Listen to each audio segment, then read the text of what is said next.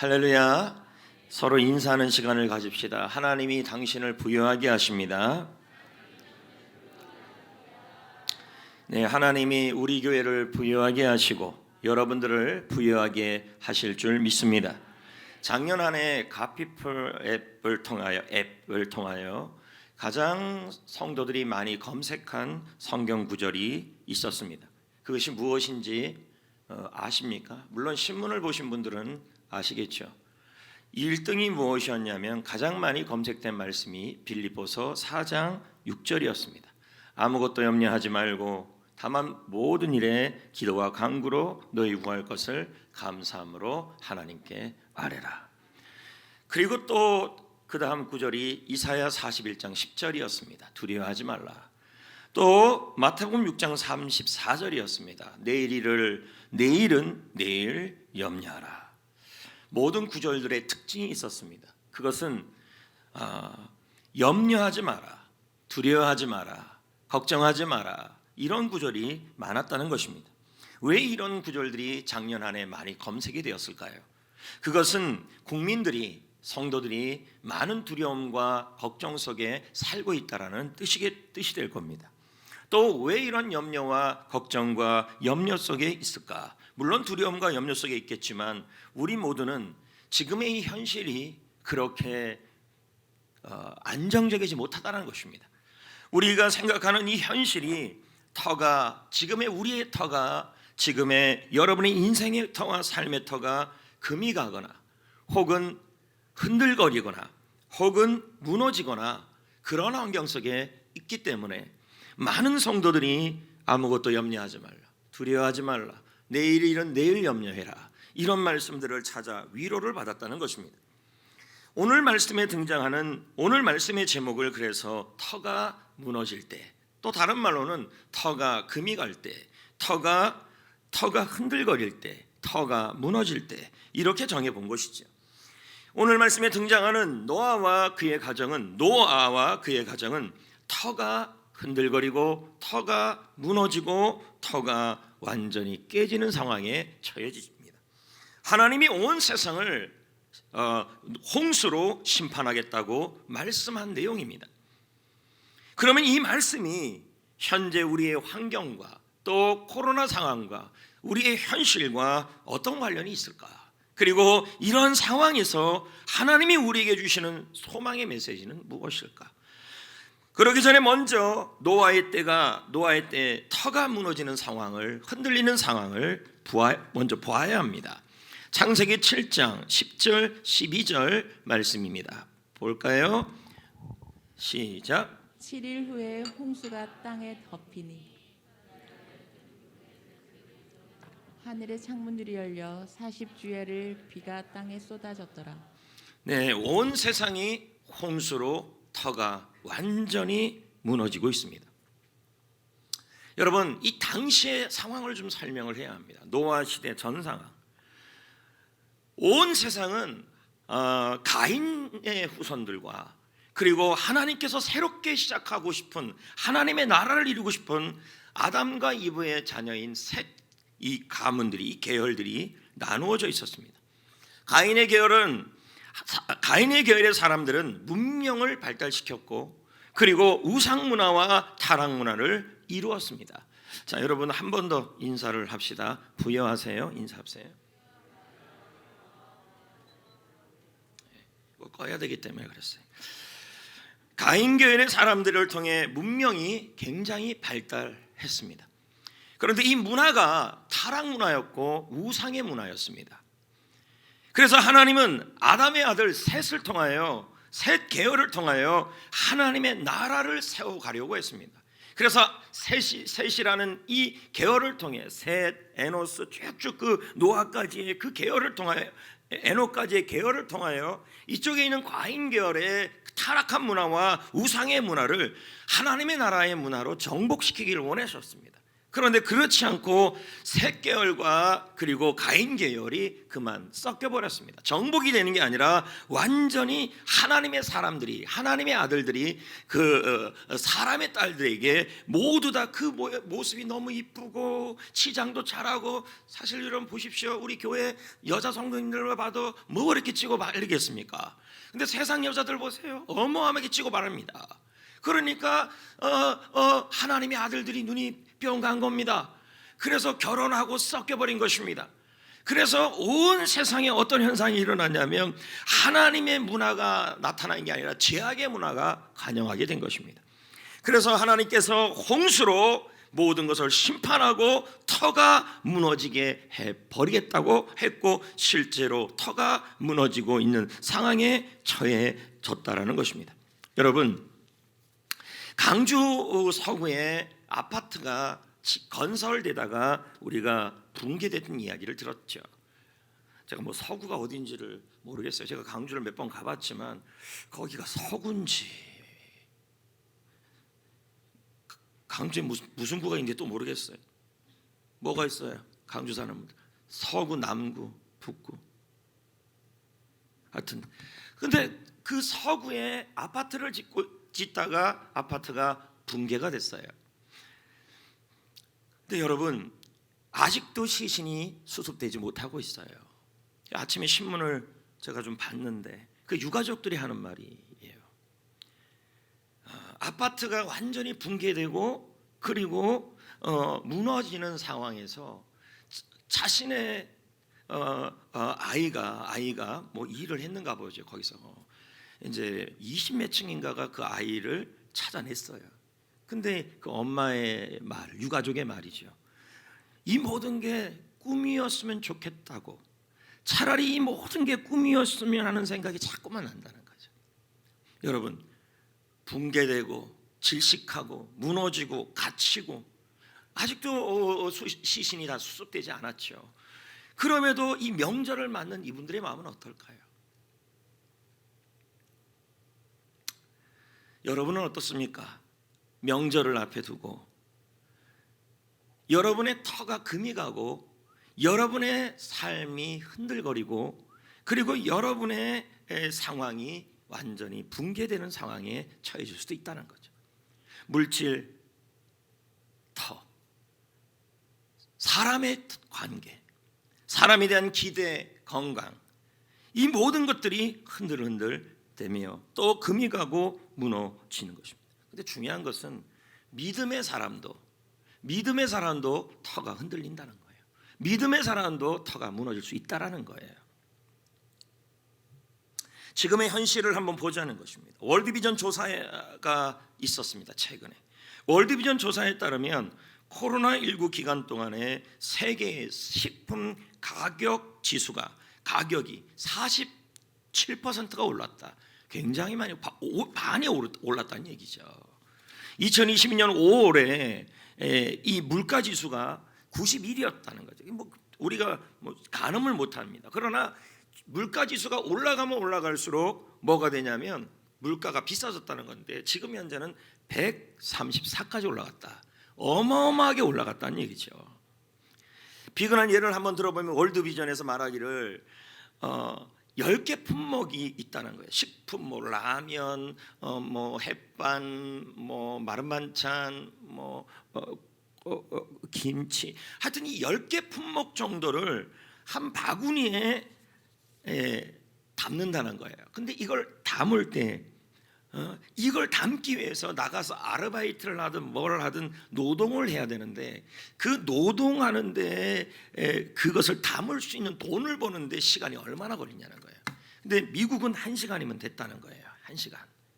근데 여러분 콩고라는 나라는 134시간이 들어야만 그 바구니 하나를 채울 돈을 번다는 거예요.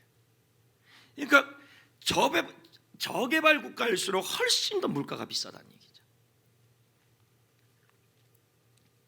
코로나 이후에 전 세계 인구 10명 중 1명이 영양 결핍 상태니까 10명 중에 1명이라는 얘기죠. 특히 여러분 코로나19로 인한 사망자 수가 많은데 그 사망자 수보다 실질적으로 음식 부족으로 사망한 경우가 훨씬 높았다는 거예요. 그러니까 우리가 코로나로 죽는 사람들도 많다고 그러지만 사실은 못 먹어서 죽는 사람이 더 많다는 거예요. 근데 우리나라는 그 정도까지는 아니잖아요. 그런데 현실은 이렇다는 거예요. 전 세계의 영양실조 상태가 영양실조 사망자 숫자가 1년 안에 40%가 넘었다. 37%까지 올라왔다는 거예요. 이것은 뭘 의미하는 거예요? 코로나19로 인해 전 세계적으로 물질의 터가 무너지고 있다. 우리나라도 실제적으로 음식 부족이나 영양 결핍으로 죽는 사람들도 있겠죠. 그럼에도 불구하고 좀 덜합니다. 그래도 여러분 지금도 우리도 물질의 터가 흔들리고 있거나 금이 가고 있거나 생명의 터가 무너지고 있다는 것입니다. 현재 기독교는 어떻습니까? 여러분 기독교의 터가 흔들거리고 기독교의 금이 가고 있지 않습니까? 지지난주에 신문에 보니까 코로나19로 인해 전 세계적으로 박해받는 기독교인이 자그마치 3억 6천만 명이 넘는다는 겁니다. 특히 이 순위를 따져봤더니 1위가 여러분 아프가니스탄이라는 거예요. 기독교인이 굉장한 핍박을 받고 있다. 그리고 2위가 바로 위에 사는 나라 북한입니다. 엄청난 핍박을 기독교 예수님을 믿는 이유로, 세 번째가 미얀마, 네 번째가 카타르 등의 순위로 접어졌다는 것입니다. 이것은 교회적으로도 금이 가고 무너지고 있다는 것입니다. 코로나 이후 한국 교회는 전체 5만 7천 교회가 있었어요. 근데 5만 7천 교회 중에서 문체부 보고에 따르면 9천 교회, 많게는 1만 교회가 문을 닫았다는 거예요. 더욱더 가슴 아픈 일은 미국에 있는 한인교회가 숫자가 3,500개인데 그 중에서 2년 동안에 1,022곳이 문을 닫았다는 것입니다. 이것은 종교적으로도 많은 어려움과 위기에 처해졌다는 겁니다.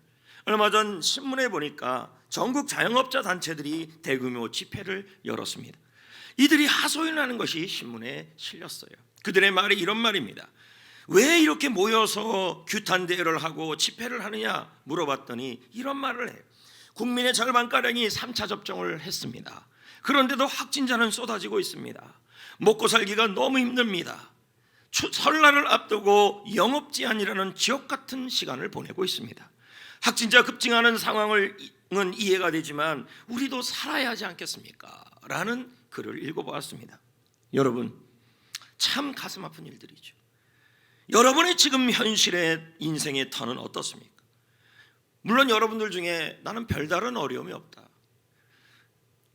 코로나임에도 불구하고 여러분 상위 계층들은 우리나라 상류층들은 훨씬 더 돈을 많이 벌거나 아니면은 훨씬 더 잘 먹고 잘 산다는 거예요. 여러분 오죽하면은 서울에 명품을 사는 곳이 있는데 그거 살려고 줄 서고 있다는 거예요. 상위 계층들이요. 뭐 보네똥, 구찌 뭐 이런 거 살려고 그 새벽부터 서가지고 그걸 살려고 한다는 거죠. 우리 교회 나는 뭐 명품이 어떤 건지 모르니까 가방 하나씩 다 들고 다니는데 이게 명품인가? 여러분이 아무리 들고 다녀도 우리 남자들은 구분도 못해요. 맞지 않아요? 나 구분 못해요. 다 명품인 줄 알아요 저는요. 벤의 똥인지 무슨 똥인지 구분도 못해요. 코로나임에도 불구하고 나는 별다른 어려움이 없어요. 가정도 행복하고 경제적으로 좋고 명예도 약간 생기고. 그러나 인간사 그렇지 않습니다.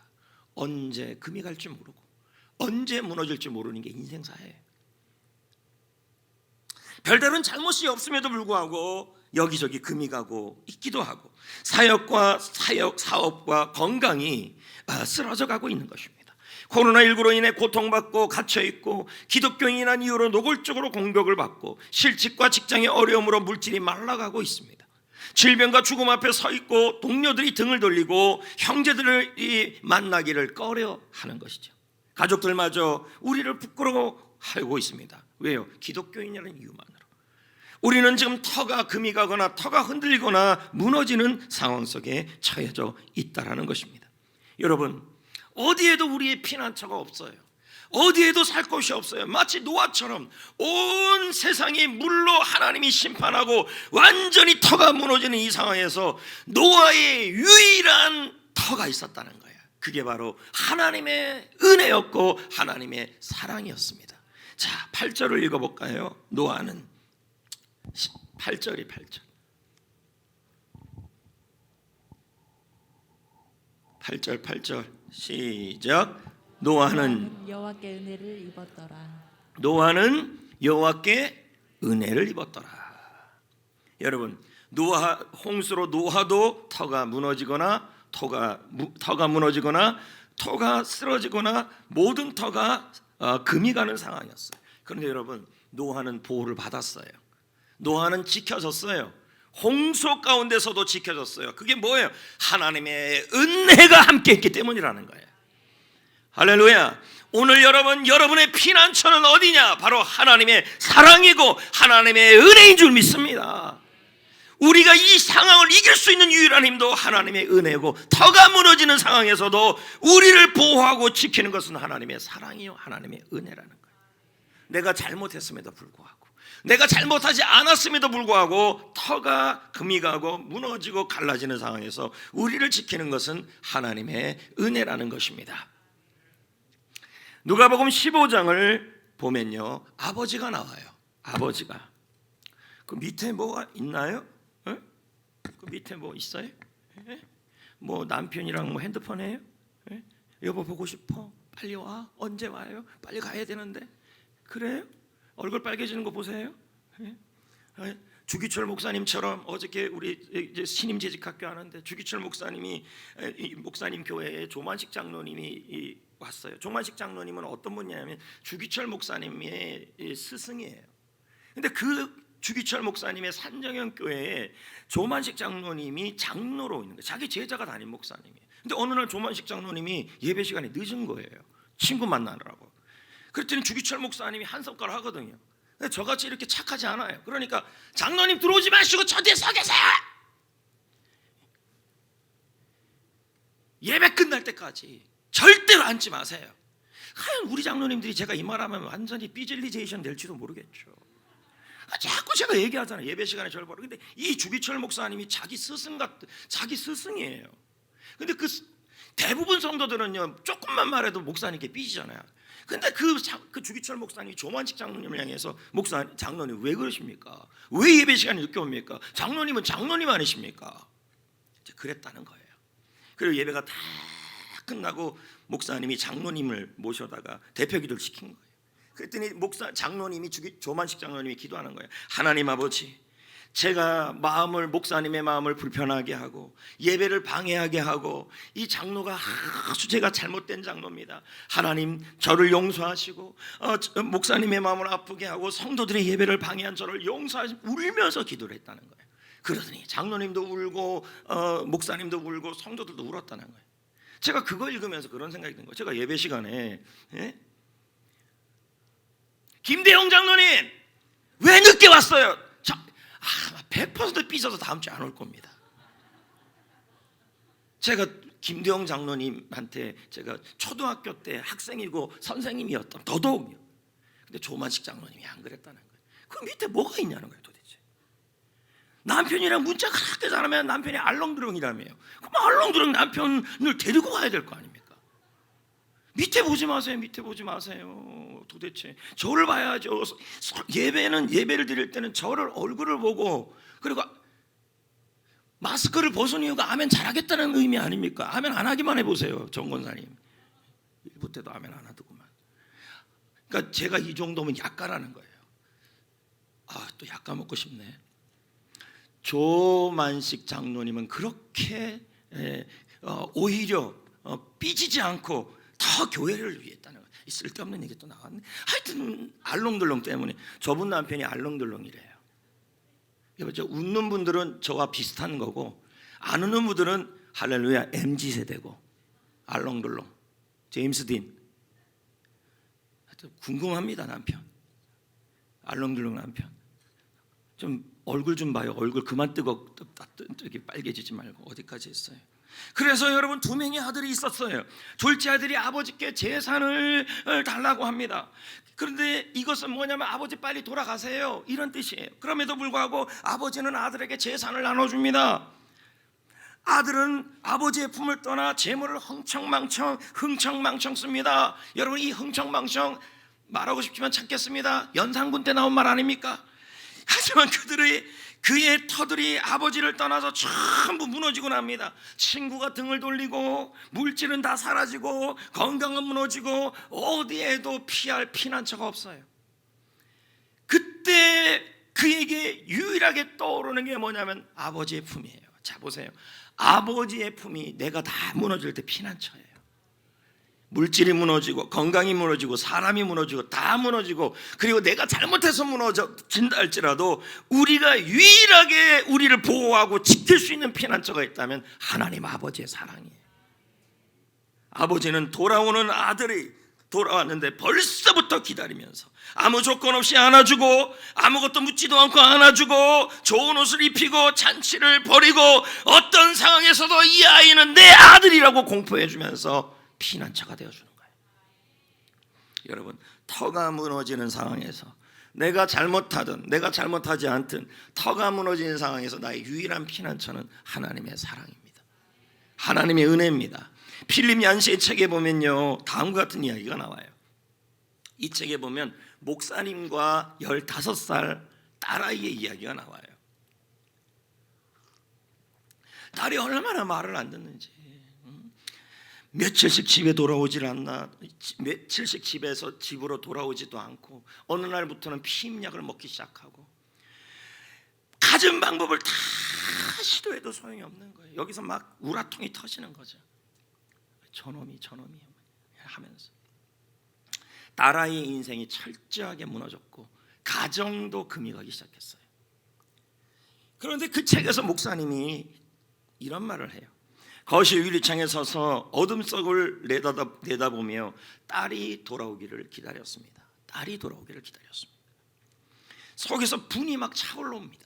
너무 속이 차올라서 보이기만 하면 완전히 이 아이를 내쫓고 싶은 마음이 간절했습니다. 그런데 진짜 빼놓을 수 없는 이야기가 하나가 있습니다. 어느 날 새벽 딸아이가 집으로 돌아왔습니다.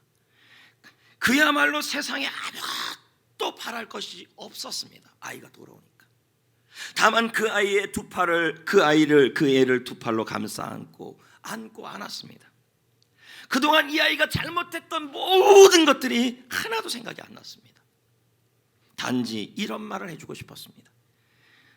아빠는 내가 잘 되기를 바란다. 아빠는 내가 잘 되기를 바란다. 나는 사랑에 애타고 있는 아버지였습니다. 여러분, 이 아이가 잘못을 통해서 모든 것이 무너져가는 상황에서도 이 아이의 유일한 피난처는 아버지의 사랑이었다는 거죠. 여러분은 어떻습니까? 우리가 잘못해서 터가 금이 가고 우리가 잘못하지 않았는데도 터가 무너지는 이때에도 여러분, 우리의 유일한 피난처가 있다면 조건 없이 우리를 보호하고 지켜주시는 하나님의 사랑인 줄 믿습니다. 이제 한명철 목사는 말합니다. 모든 역경 속에서도 해결의 열쇠는 주님이 크신 사랑이다. 이제 우리는 어떻게 해야 할까요? 마가복음 9장 23절을 읽겠습니다. 다 같이 읽어볼까요? 시작. 예수께서 이르시되 할 수 있거든이 무슨 말이냐, 믿는 자에게는 능히 하지 못할 일이 없느니라. 여기 보세요. 여기 말씀은 한 아버지와 예수님의 대화예요. 근데 아버지가 있었어요. 근데 이 아버지에게는 아들이 있었는데 이 아들이 귀신이 들린 거예요. 거품을 물고 거꾸로 치고 이 아이의 터가 다 무너진 거죠. 그런데 주님께서 이 아버지에게 말씀한 거예요. 자녀의 터가 무너지고 있느냐, 가정이 흔들거리고 있느냐, 그래서 너의 삶이 엉망진창이 되었느냐, 내가 너의 자녀를 살려줄 것이니 내가 너의 자녀를 살려주고 지켜주고 보호하고 일으키는 나의 사랑을 믿어라. 불가능함이 없을 것이다. 여러분, 우리는 왜 주님의 사랑을 의지해야 할까요? 예레미야 애가 3장 22, 23절 다 같이 읽어볼까요? 시작. 여호와의 인자와 긍휼이 무궁하심으로 우리가 진멸되지 아니함이니이다. 이것들이 아침마다 새로우니 주의 성실하심이 크시도다. 표준세 번역은 해석해요. 주님의 한결같은 사랑은 다함이 없고 국률은 끝이 없다. 주님의 사랑과 국률이 아침마다 새롭고 주의 신실은 크다. 아멘. 그래서 주님의 사랑이 여러분이 잘하든 잘못하든 그리고 세상이 무너지든 터가 무너지든 항상 주님의 사랑은 한결같고 끝이 없고 신실하고 아침마다 새롭게 지켜주신다는 말이에요. 하나님은 우리의 피난처시니 할렐루야. 야곱의 하나님은 하나님이 우리와 함께 하시니 야곱의 하나님은 우리의 피난처가 되시리로다. 하나님의 사랑이라는. 근데 여기서 우리는 질문이 생겨요. 주님의 사랑을 믿고 주님의 사랑을 의지하고 지금의 이 물질의 상황, 건강의 상황, 그리고 가정의 상황, 교회의 상황, 그리고 사업의 상황을 이겨내고 있어요. 그런데 터는 자꾸 무너져요. 주님의 사랑을 믿고 우리는 2년을 넘게 기도를 했어요. 주님이 코로나 상황을 벗어나게 하시고 없어지게 하여 주옵시고 주님의 사랑을 믿고 이겨내고 있는데도 여러분 이럴 때가 있어요. 더 심해져요. 코로나가. 이럴 때 막 의문이 생기는 거예요. 주님의 사랑을 믿고 왔어요.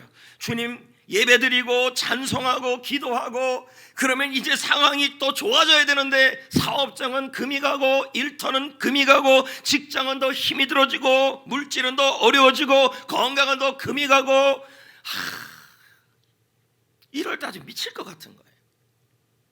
지금 이걸 당하는 사람들이 있었어요. 누구냐면 다니엘의 세 친구였어요. 사드락과 메삭과 아벳니고. 그들은 다니엘과 함께 바벨론 제국으로 포로로 끌려갔죠. 바벨론 왕은 느부갓네살 왕은 금으로 우상을 만들었어요. 그리고는 모든 사람들에게 절하라.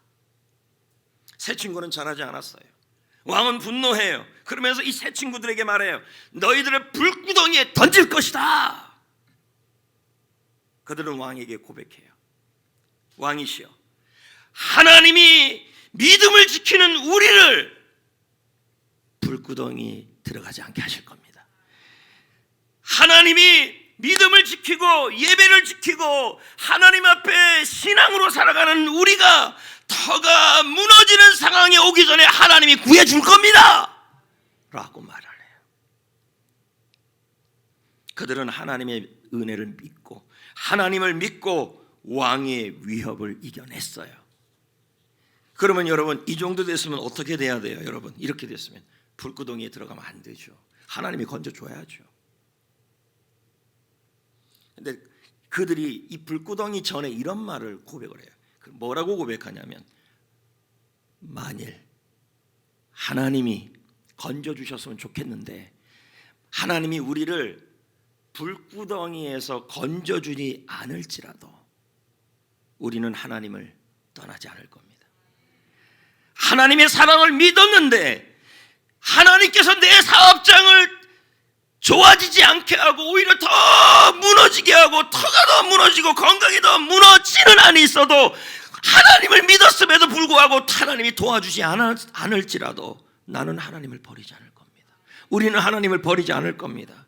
오히려 불구덩이에 던져질지라도 하나님을 끝까지 믿을 겁니다. 하나님을 끝까지 붙들 것입니다. 이렇게 고백했다는 거예요. 성도 여러분, 여러분은 어떻습니까? 삶의 위기 속에서 지금 여러분은 고백을 합니다. 뭐라고 고백합니까? 하나님, 저 믿음 지키고 있어요. 예배 드리고 있어요. 신앙 지키고 있어요. 제발 하나님 부탁하는데 지금의 이 어려운 사업의 상황에서 건져 주실 거죠? 건져 주십시오. 내 기도 제목 들어주세요. 자녀를 건져 주세요. 건강을 회복시켜 주세요. 하나님 도와주세요. 하나님이 도와주실 줄 믿습니다. 무너지는 상황에서도 하나님의 사랑을 믿고 이겨낼 겁니다 라고 고백을 했어요. 그런데 여러분 더 건강이 나빠져요.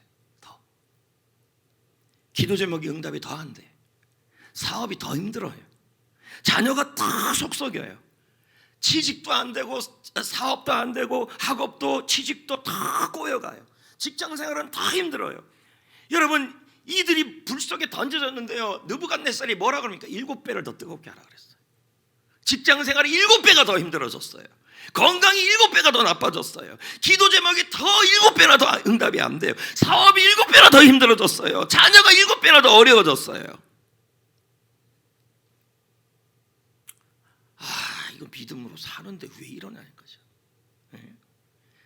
하나님, 제발 저는 느부갓네살 왕이 우상 숭배해라고 해도 저는 어떤 상황에서도 하나님을 붙들고 믿음으로 이겨내고 있습니다. 하나님 건져낼 것입니다. 하나님 터가 무너지는 상황이 오기 전에 막아주실 겁니다 라고 했는데, 이게 뭐예요 도대체? 한국교회가 또 기도했죠. 코로나 물러갈 줄 믿습니다. 물러가긴 더 심해지고 있어요. 이때 자꾸 질문이 생겨요. 이거 뭐야 도대체? 하나님 믿는데, 예수님 믿는데 뭐냐는 거죠. 저는 우리 성도님들에게서 이런 것들을 봐요. 치유를 위해, 자녀를 위해서, 사업을 위해 기도 제목을 가지고,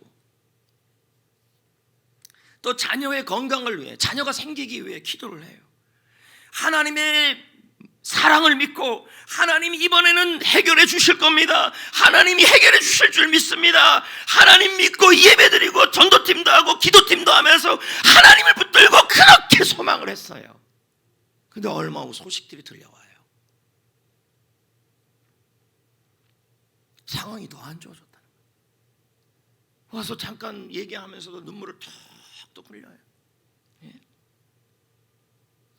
그런데 또 그분들을 이렇게 보면 그런 상황인데도 믿음으로 이겨내고 또 더 심하게 무너지는 상황에서도 다 이겨내는 모습들을 제가 보면 감동을 받아요.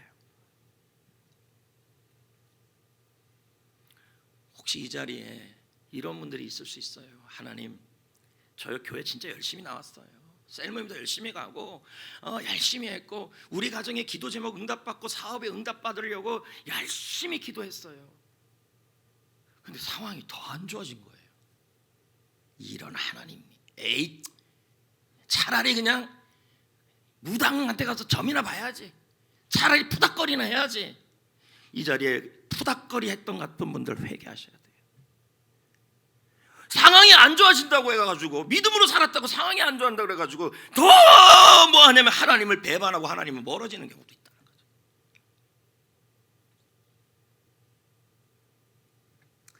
하나님의 사랑을 믿고 하나님의 도우심을 믿고 나가는데 오히려 자녀가 속을 썩이고 사업이 어려워지고 직장생활이 7배나 힘들어지고 문제가 해결되지 않을지라도, 새 친구가 뭐라 그랬습니까? 하나님이 건져줄 거예요. 하나님이 이 상황을 막아줄 거예요. 그런데 이 사람들이 뭐라 그래요? 그리 아니하실지라도, 하나님이 건져주지 아니하실지라도 나는 우상에게 절하지 않겠습니다. 나는 하나님을 떠나지 않겠습니다. 하나님을 끝까지 믿을 겁니다. 하나님은 언제나 좋으신 분이시고 설령 더 나빠지는 한이 있어도 하나님이 결국 나에게는 언제나 좋으신 분이십니다 라는 걸 나는 믿을 겁니다. 이게 바로 새 친구의 믿음이었어요. God is good all the time. 하나님은 항상 좋으신 분이다. 터가 무너질 때도, 내가 믿었는데도, 그러니까 내가 기대하는 게 있다는 거예요. 하나님, 불구덩이에서 건져주세요. 근데 안 건져줘요. 코로나 빨리 벗어나고, 저는 1년이면 끝날 줄 알았는데 2년이 넘어가고 횟수로 3년이 넘어가요. 얼마나 기도했어요. 그렇게 기도하는데도 점점 상황은 안 좋아지니까 우리는 마음속에 뭐가 생기는 거예요? 아유, 기도 그만해야지. 교회 그만 나와야지. 예수님 그만 믿어야지. 차라리 저 김건희 씨가 만났던 그 무당 찾아가야지.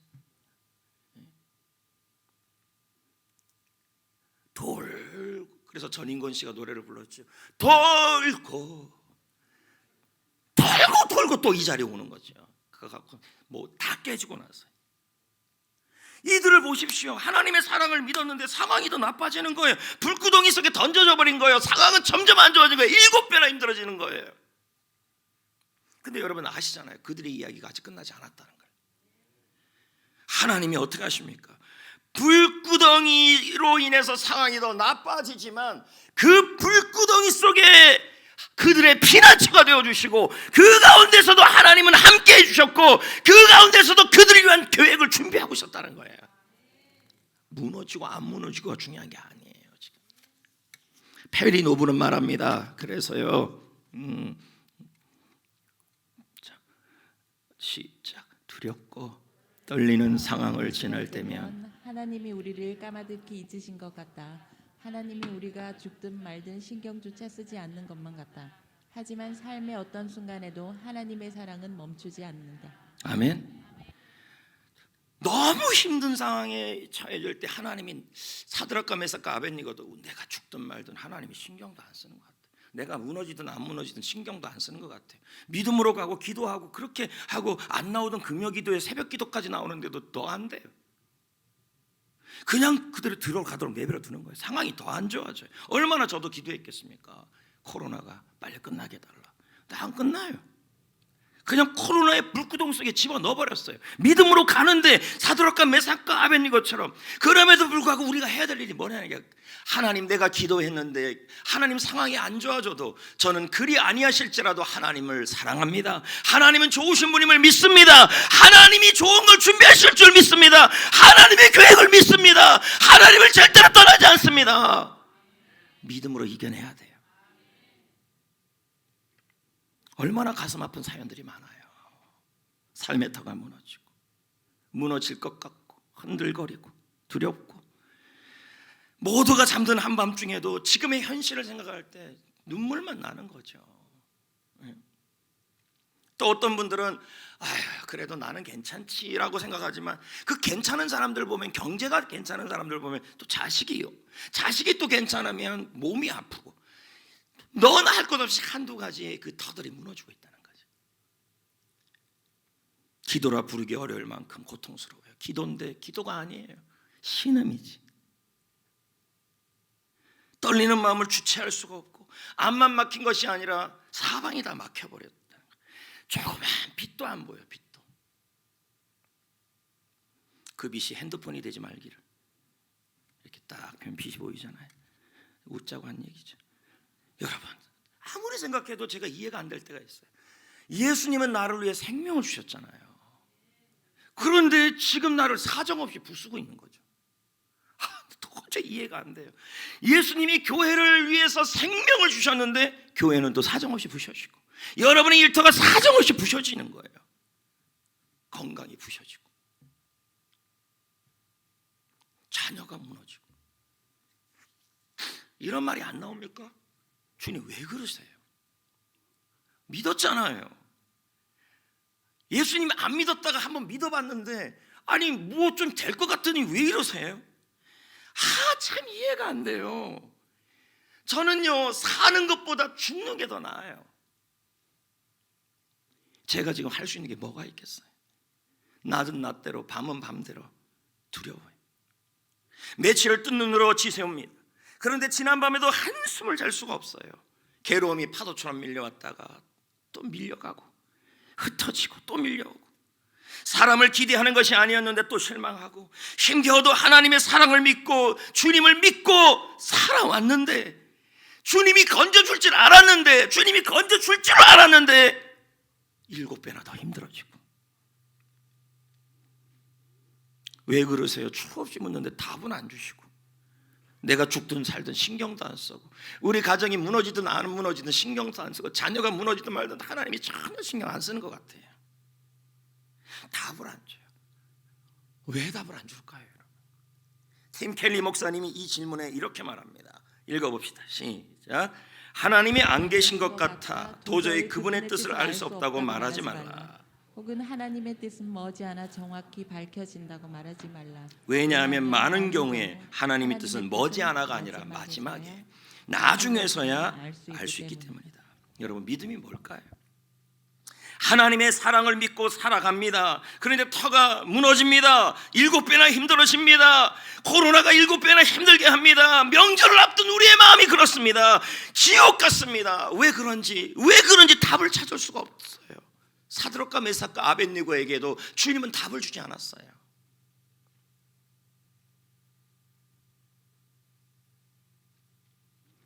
근데 사드락과 메삭과 아벳니고는 오히려 믿음이 있었다는 거예요.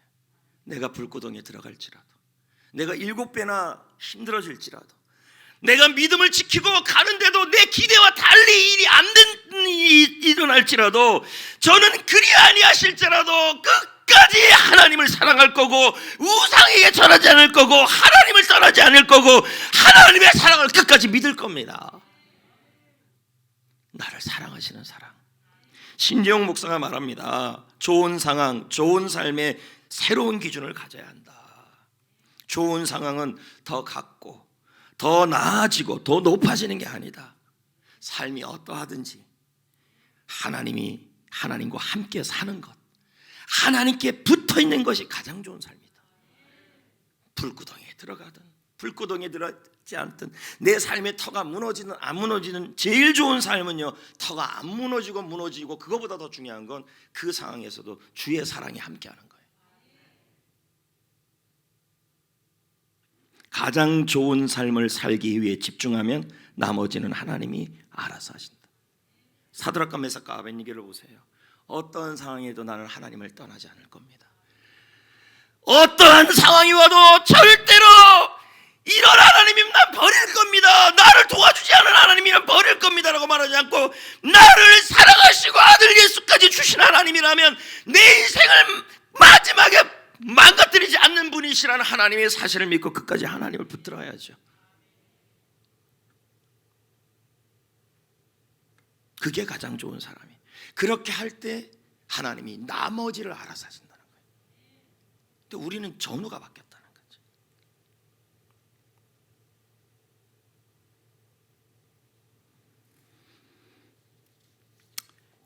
명절을 앞두고 참 힘드실 겁니다. 얼마나 힘드십니까? 또 나는 뭐 괜찮은데요, 뭐 그런 분도 있겠죠. 그럼에도 불구하고 이 시대 전반에 대한 얘기를 제가 해야 되기 때문에 이런 말씀을 드리는 것입니다. 진짜 믿음은 뭔지 아십니까?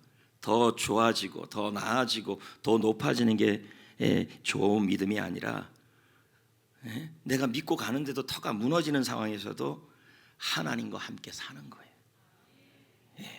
그리고 이 사실을 믿는 거예요. 하나님의 사랑은 끝이 없다. 하나님은 변함이 없다. 하나님의 사랑은 떠나지 않는다. 우리와 함께 하신다. 그래서 내가 하나님을 믿었는데도 상황이 좋아지지 아니하실지라도 끝까지 나는 하나님을 배반하지 않고 하나님을 더 잘 믿겠다고 고백하는 그 사람에게 하나님은 나머지를 책임지시는 거예요. 근데 많은 사람들이 어떻게 합니까? 저도 예전에 기억에 내가 하나님을 잘 믿고 어머니가 아버지가 그렇게 기도를 하시는데 떨어지잖아요. 자꾸 시험에 떨어지니까 제가 이제 하나님께 삿대질을 했죠. 아이고, 기도는 무슨 기도예요? 이런 하나님이면 압니다. 교회도 안 갈래.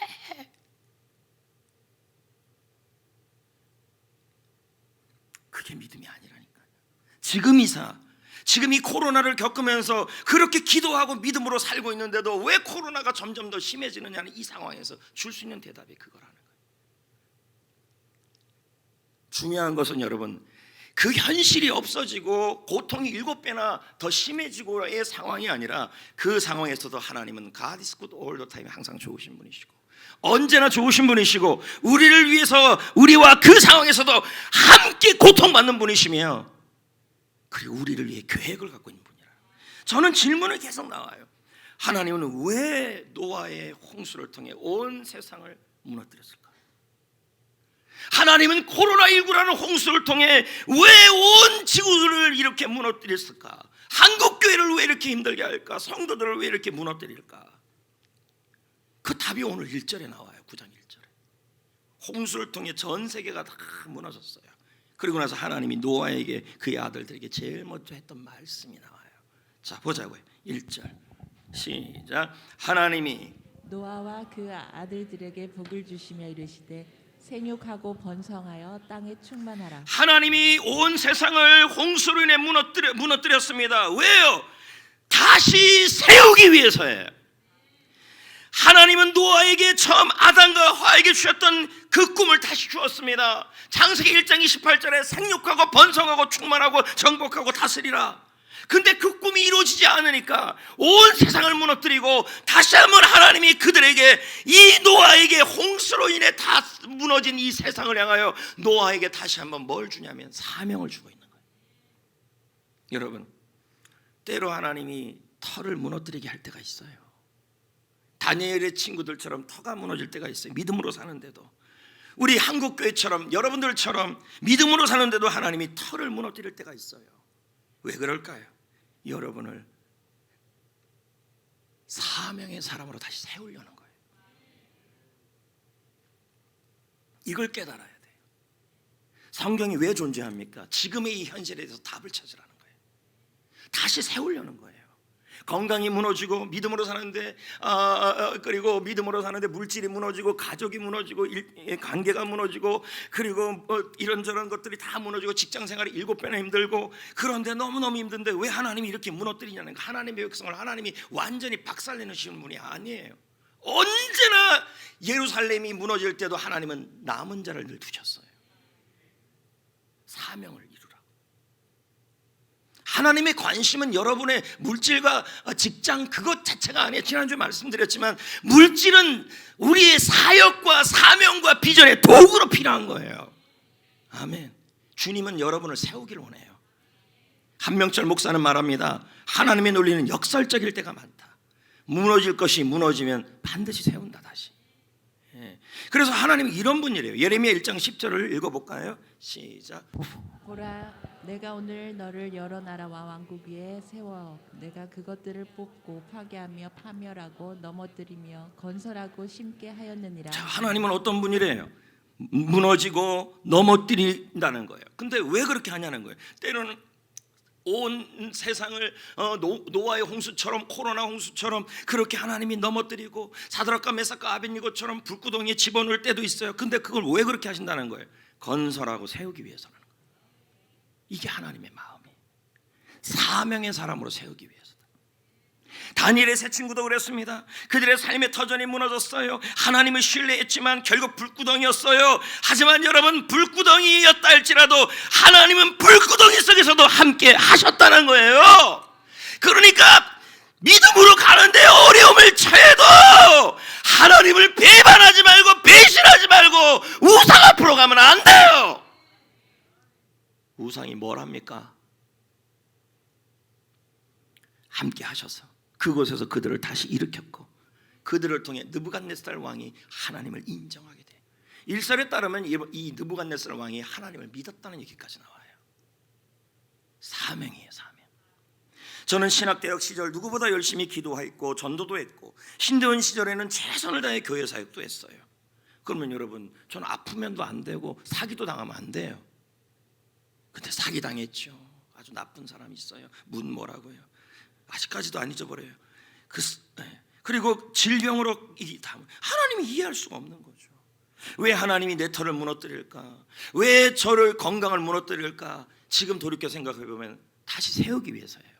내가 무너져야 내가 생각했던 고집과 아집과 그리고 나의 야망과 이런 것들을 다 무너뜨리고 하나님이 원하시는 사명의 사람으로 세우기 위해서였다는 거예요.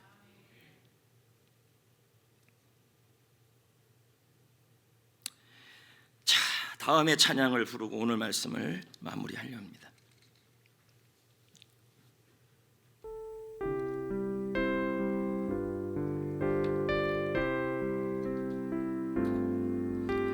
왜 나만 겪는 고난이냐고 불평하지 마세요. 고난의 뒤편에 있는 주님이 주실 축복 미리 보면서 감사하세요. 너무 견디기 힘든 지금 이 순간에도 주님이 일하고 계시잖아요. 남들은 지쳐 앉아 있을지라도 당신만은 일어서세요. 힘을 내세요, 힘을 내세요. 주님이 손잡고 계시잖아요.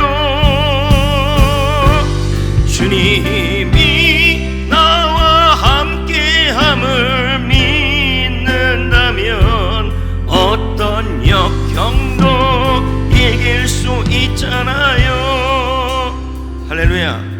하나님이 여러분 어떤 상황에서도 하나님의 사랑이 함께하는 줄 믿어야 합니다.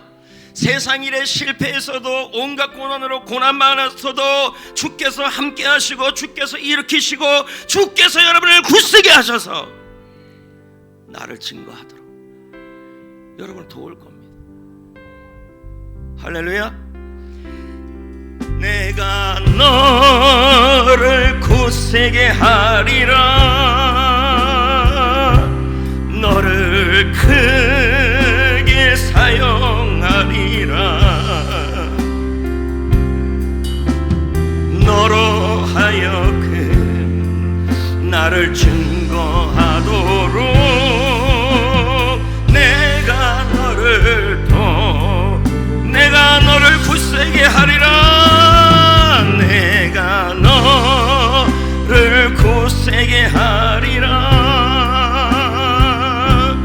너를 크게 사용하리라.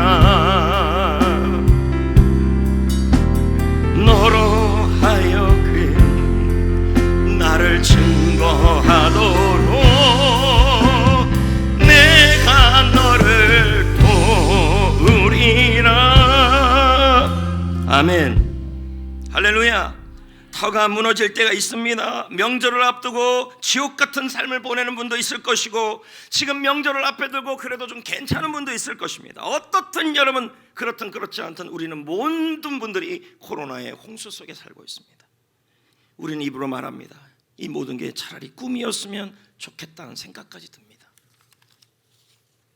하지만 여러분, 탕자에게 유일한 피난처는 아버지의 사랑이었던 것처럼 지금도 하나님의 사랑이 여러분의 피난처입니다.